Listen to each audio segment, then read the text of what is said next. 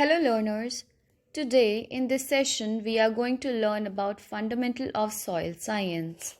The foremost question arises that what is soil? According to Buckman and Brady, soil may be defined as a dynamic natural body on the surface of the earth in which plants grow, composed of mineral and organic materials and living forms. Whereas Whitney states that soil is a nutrient bin which supplies all the nutrients required for the plant growth. Now, to understand the soil sciences, we will learn about the branches of soil science. There are two main branches of soil science. First is pedological and second is edaphological. Pedology deals with the soil formation, soil genesis, soil classification, and description of soil's properties. Whereas edaphology, it is derived from the Greek word edaphos, which means soil or ground. It is the study of soil from the standpoint of higher plants.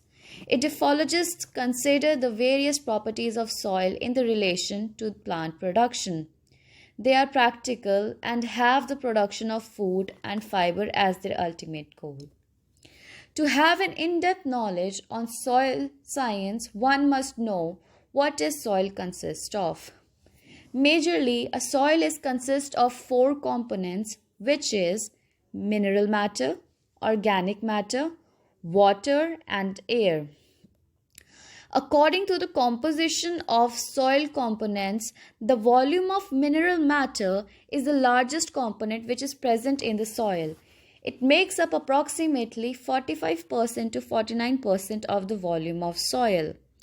If we talk about the organic matter, it is the volume approximately of 1% to 5% of soil. Now, the water is the second base component which makes up around 2% to 50% of volume of the soil.